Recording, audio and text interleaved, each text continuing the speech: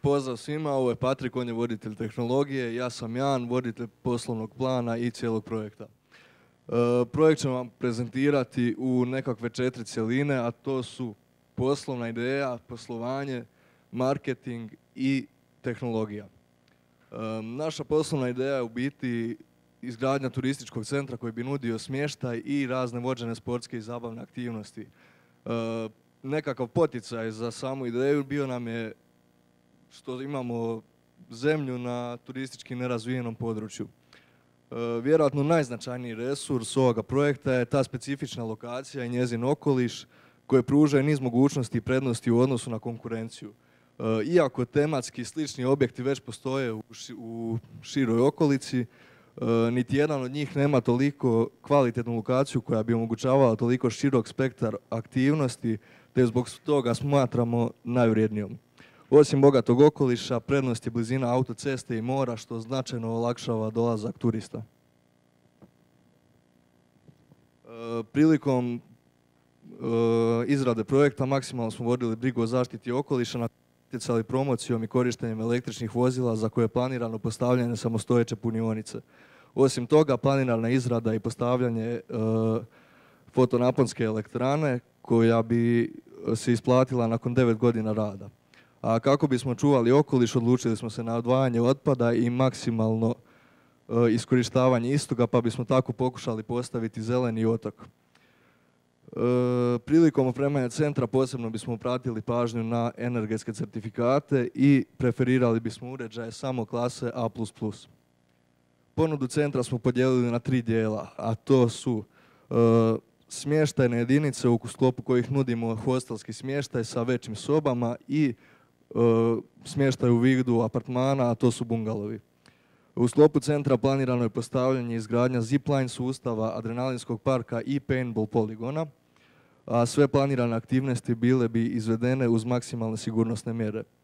Osmišljena je ponuda vodenih aktivnosti koja uključuje ronjenje, rafting, kanuing i pecanje na rijeci Lici i jezeru Kruščica.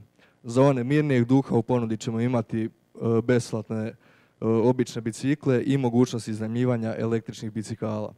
Zadnja grana u našoj ponudi je ugostiteljstvo u sklopu koje ćemo nuditi autohtona lička jela i pića, a kompletna ponuda centra biti će dostupna u nekoliko oblika, tako da ćemo nuditi aranžmane koje obuhvaćaju kompletnu ponudu centra, a uz njih ćemo ponuditi i pojedinačne opcije, na primjer samo smještaj. Tipični korisnici su osobe mlađe ili srednje životne dobi, a velik dio koristi ih razne internetske usluge kako za pronalazak smještaja i sadržaja, tako i za rezervaciju, odnosno kupovinu istih. Većina takvih korisnika želi više sadržaja i aktivnosti, odnosno aktivan odmor, dok manje preferiraju luks i vrhunsku kvalitetu smještaja i usluge.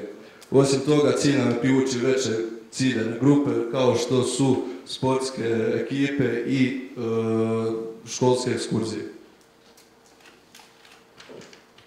Najviše posjetitelja imali bi u ljetnim mjesecima, no jedan od motiva pokretanja ovakvog centra je i proširenje turističke sezone. U sklopu toga smo osmislili razne događanja i projekte poput paintballa na snijegu, ski touringa i zimskih priprema za sportaše. Pretpostavka je da ćemo oko Božića, Nove godine i Uskrsa također imati veći interes.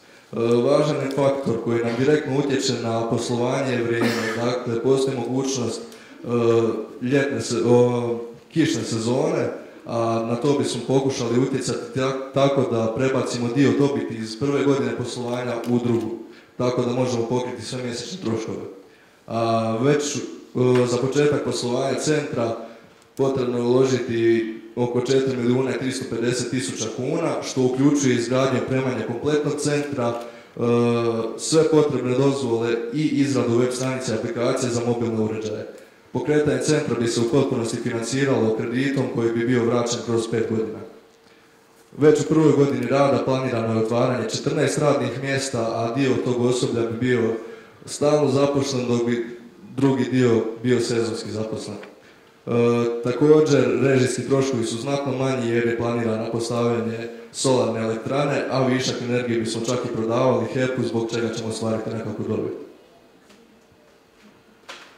Marketinške aktivnosti provodili bi kroz nekoliko kanala, prilikom čega bismo stavili naglasak na internet marketing. Uz pomoć društvenih mreža i pretraživača provodili bi online kampanje i planirane izgradnje vlastitog web identiteta u kojoj je uključena izrada više jezične web stranice te aplikacija za mobitel. Također bismo u turizmu koristili poznate servise poput Booking.com, TripAdvisor i sličnih servisa.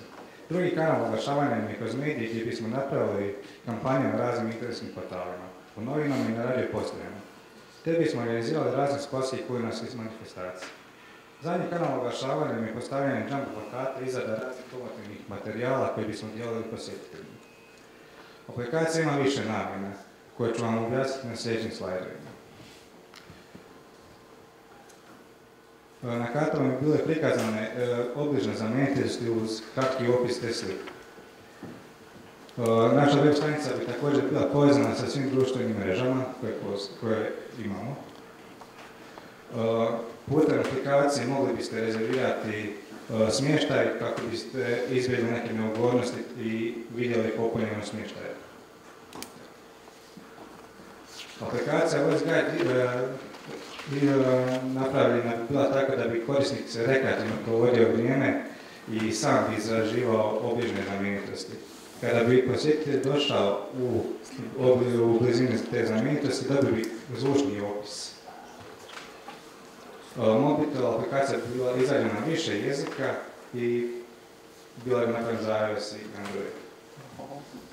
Dio aplikacije bio bazen na Google kartama kako bi olakšali objašnjavanje gdje je centar i obližnjih znamenitosti.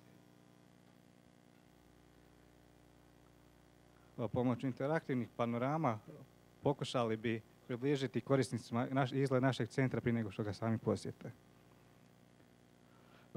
Planirana izgradnja solarne elektrane te punionice za automobile na električni pogon. Održivost projekta. Prema našim proračunima cijeli projekt bi bio održiv bez obzira na vremenske uvjete tokom cijele godine i smatramo da bi rad centra poboljšao stanje u turizmu na području Ličko-senjske županije i da bi pozitivno utjecao na životne standarde.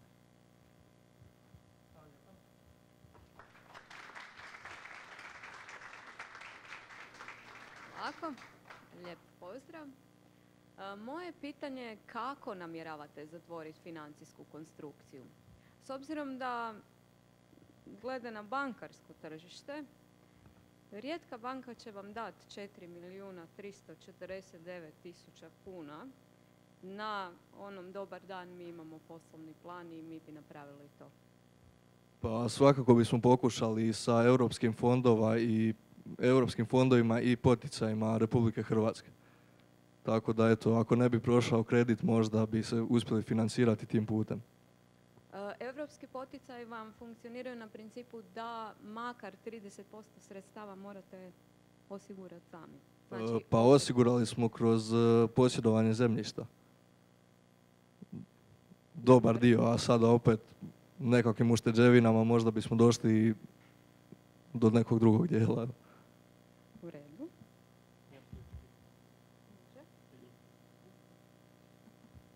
Pa, za početak, zanimljivo, ja sam kao mali išao na kampiranje na Kruščicu i jako dobar izbor lokacije, super su ta jezera i podržavam zbog toga dodatnu ideju.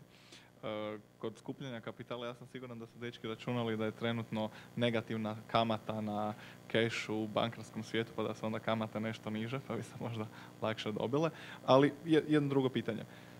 Da danas počnete sa time raditi, kada računate da bi zapravo projekt bio gotov, da možete krenuti sa turizmom? Pa kroz godinu dana mislim da bismo uspjeli realizirati, odnosno izgraditi kompletan centar.